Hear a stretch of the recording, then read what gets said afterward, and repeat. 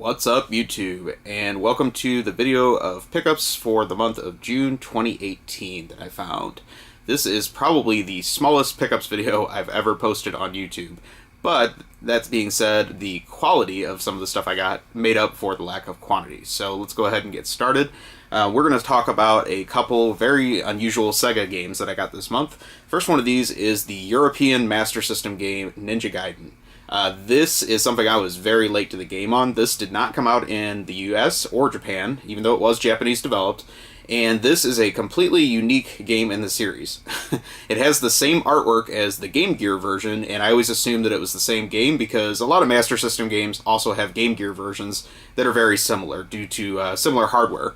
This one is not the same. This is a unique game in the series, like I said, that is loosely based on the first NES game. A couple similar enemies, couple similar bosses, but some of the stages are completely unique.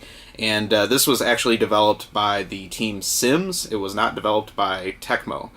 Sims also made the vampire game. Master of Darkness, that's what it's called, for European Master System. That's also excellent. So they really had a handle on the system hardware by the time they made this game. It's a pretty late release for the Master System. It came out in 1992, and I've been playing this a ton. I would say that it is not quite as good as NES Ninja Gaiden, however, it is very good in its own right. It does have cinemas, they're completely different than the NES version, and the gameplay is very tight. The game has good color. It's really, really sharp, so I highly recommend this. I have no idea, well, actually I do know why we didn't get it here, is because how late it came out, but it's a shame that we didn't get this in the United States.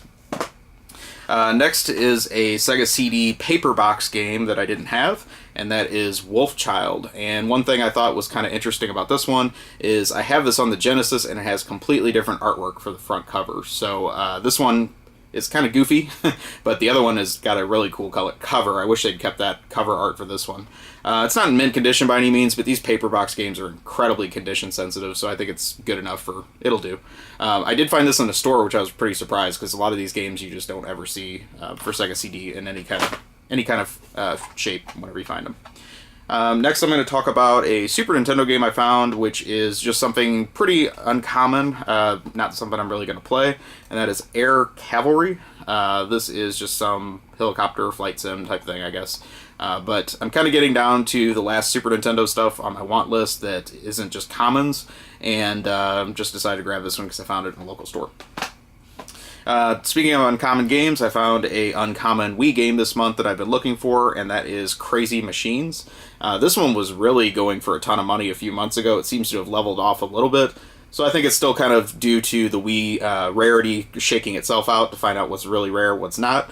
But I do know that looking for this in person, it took me a very long time to find it in the store, so I was very happy to get it at a good price this month. Then we'll talk about some Nintendo portable games. First one of these is another ninja action game. I'm a huge ninja action fan, so it was really cool to get two new games of that genre this month.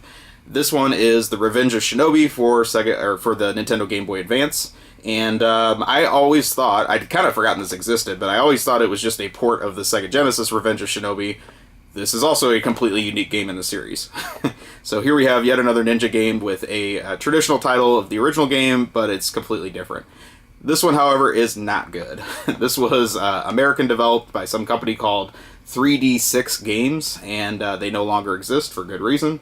They tried. I mean, the artwork on the game is actually okay, but the gameplay is really lousy. Another just design choice that was incredibly weird for a ninja game is how loud Shinobi's footprints are when he's walking around the stages.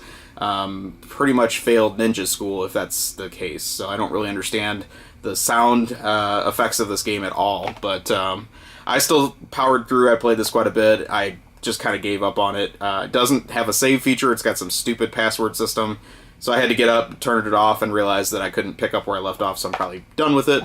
But that all being said, just nice to get another Sega game for the Game Boy Advance. I noticed a lot of these were published by THQ and with mixed bag. Some of them are actually quite good, some of them are just shovelware. So anyway, just nice to get another ninja action game.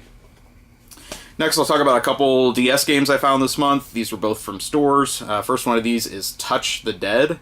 This is one of the few mature-rated games for the DS, and it looks like it loosely follows the House of the Dead style of gameplay, but I guess instead of a light gun, you use the stylus. I haven't played it yet. I don't really expect this to be that great, but just nice to have something unique. I like House of the Dead, so if it's anything like that, it might be good.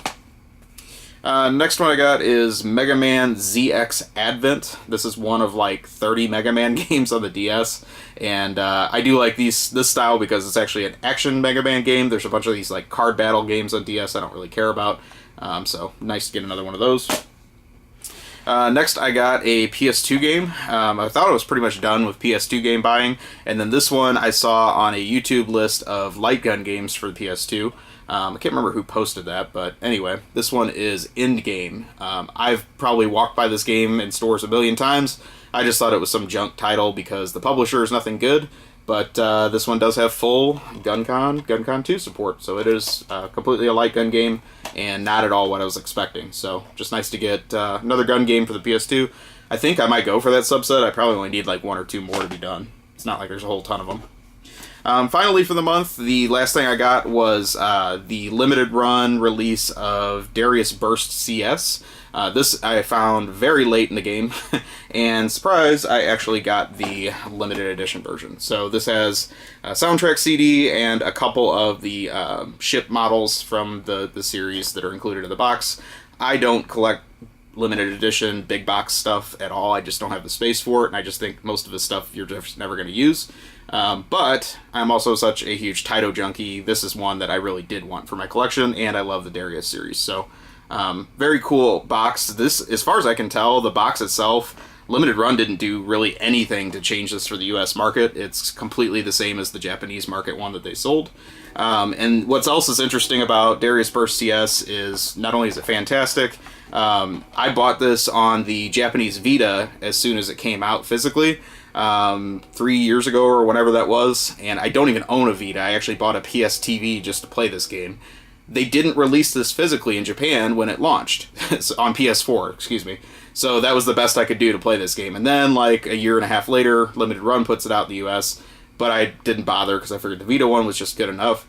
This is a game you really do want to play on PS4 versus Vita, in my opinion, because the arcade mode in this is in, like, extreme widescreen mode, just to kind of preserve the style of the arcade game. So it is extremely crunched on it, like a small portable screen. This isn't a game I'd want to play on a portable system.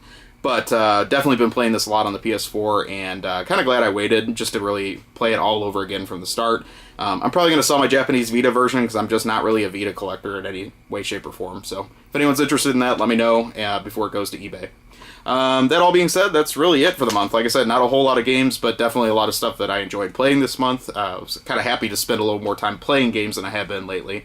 And that's about it for the month. So thank you for watching. Please take a moment, like, comment, subscribe, let me know what you think. And I will talk to you soon. Have a great day or night, wherever you are.